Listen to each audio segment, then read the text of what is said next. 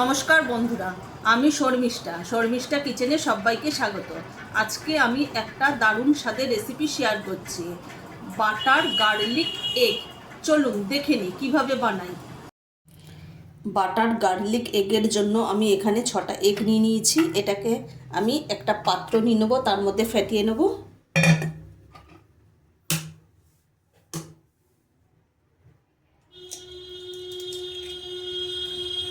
এখানে আমি 6টা ডিম নিয়ে নেব।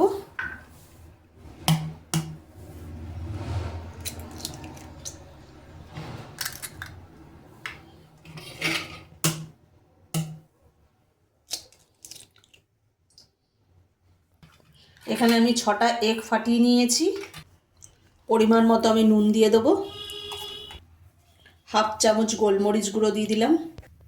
এখানে আমি কিছু ধনেপাতা নিয়েছি। ধনেপাতাগুলোকে ছোট ছোট টুকরো করে কেটে ধুয়ে পরিষ্কার করে নিয়েছি। এখানে একটা ছোট সাইজের পেঁয়াজ আছে, পেঁয়াজগুলোকে আমি ছোট ছোট টুকরো করে কেটে নিয়েছি। আর এখানে 4টে কাঁচা লঙ্কা আছে, কাঁচা লঙ্কাগুলোকে আমি ছোট ছোট টুকরো করে নিয়েছি।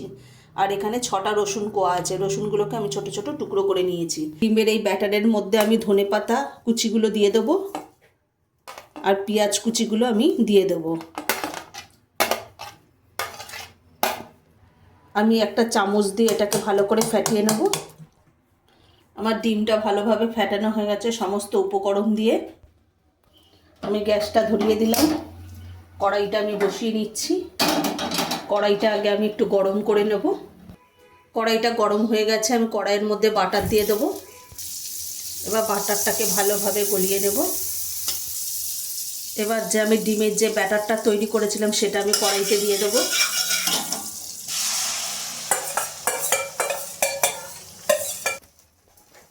আমি একটু কড়াইয়ের মধ্যে চারিদিকে করে নেব, ডিমটাকে ঘুরিয়ে নেব। এবার আমি ডিমটাকে একটু হতে দেব। আমার এগগুলো ফ্রাই করা হয়ে গেছে। আমি কড়াইয়ের মধ্যে আবার একটু বাটার দিয়ে দেব। এবার আমার বাটারটা গরম হয়ে গেছে, এর মধ্যে আমি রসুন কুচিগুলো দিয়ে দেবো। রসুন কুচি আর কাঁচা লঙ্কা কুচিগুলো দিয়ে দিলাম। আমি এটাকে ভালো করে ভেজে নেব। এবার আমি ভালো করে লাল করে ভেজে নেব।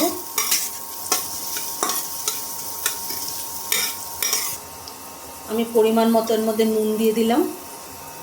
হাফ চামচ আমি গোলমরিচ গুঁড়ো দিয়ে দিলাম। আমি ভালোভাবে এটাকে নাড়িয়ে নেব।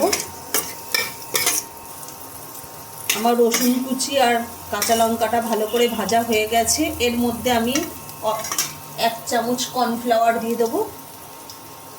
ফ্লাওয়ার দিয়ে ভালোভাবে নাড়িয়ে নেব।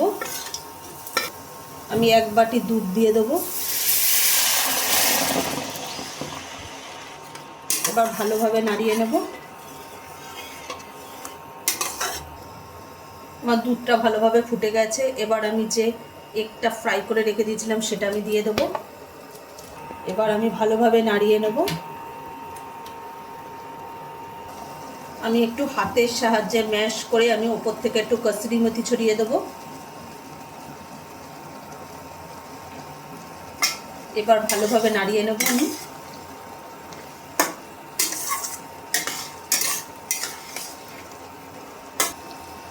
আমার বাটার গার্লিক এগ একেবারে রেডি। এবার আমি নামিয়ে নেব।